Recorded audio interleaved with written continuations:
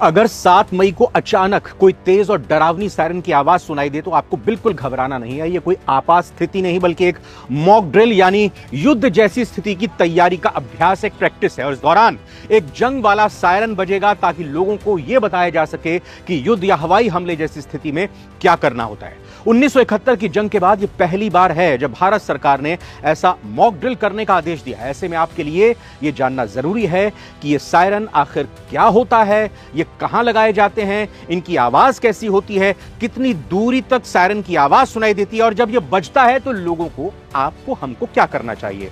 यहां आपको इस वीडियो में सारे सवालों के जवाब मिलेंगे। तो पहला सवाल, जंग वाला सायरन कहां पर लगाया जाता है। यह सायरन आमतौर पर प्रशासनिक भवनों, पुलिस मुख्यालय, फायर स्टेशन, सैन्य ठिकानों और शहर के भीड़ भाड़ वाले इलाकों में ऊंचाई पर लगाए जाते हैं। इनका मकसद है कि सायरन की आवाज ज्यादा से ज्यादा दूर तक सुनाई दे, पहचान सके लोग इस आवाज को। दिल्ली, नोएडा, मुंबई जैसे तमाम बड़े शहरों में इन्हें खासतौर पर संवेदनशील इलाकों में लगाया जा सकता है। देश के हर शहर में इसे लगाया जा सकता है। दूसरा सवाल, युद्ध वाला सायरन होता कैसा है।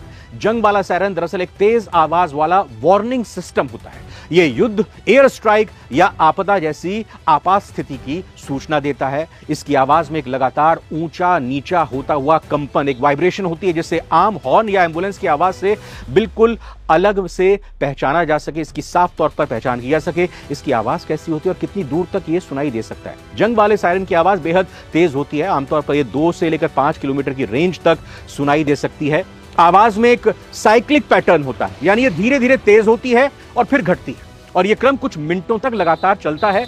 एम्बुलेंस का सायरन जहां 110 से 120 डेसिबल की आवाज करता है, वहीं जंग वाला सायरन 120 से 140 डेसिबल की आवाज करता है, यानी इसकी आवाज का लेवल ज्यादा होता है। भारत में पहले यह जंग वाला सायरन कब बजा था।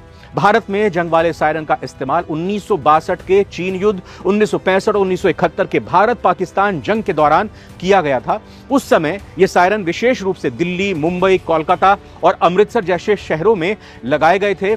इसके अलावा करगिल युद्ध के दौरान भी बॉर्डर से सटे हुए इलाकों में इनका इस्तेमाल किया जा चुका है। अगला सवाल, जब सायरन बजे तो आप लोगों को क्या करना। सायरन बजने का मतलब है कि लोग तुरंत सुरक्षित स्थानों की ओर रवाना हो जाएं, लेकिन मॉक ड्रिल के दौरान आप डरना नहीं, पैनिक नहीं करना है, घबराना नहीं है। घरों पे, सुरक्षित इमारतों के अंदर चले जाएं, बेसमेंट में चले जाएं, टीवी, रेडियो और सरकारी अलर्ट्स पर ध्यान दें, अफवाहों से बचें और प्रशासन की तरफ से जो निर्देश दिए जा रहे हैं उसका पालन करें। कितनी देर में जगह खाली करनी होती है सायरन बजने के बाद। सवाल यह है, असली युद्ध जैसे हालात में पहले सायरन से लेकर 5 से 10 मिनट के अंदर सुरक्षित स्थान तक पहुंचना होता है और यही कारण है कि मॉक ड्रिल की मदद से लोगों को यह सिखाया जाता है कि कैसे जल्दी और शांतिपूर्वक तरीके से वो बाहर निकल सके।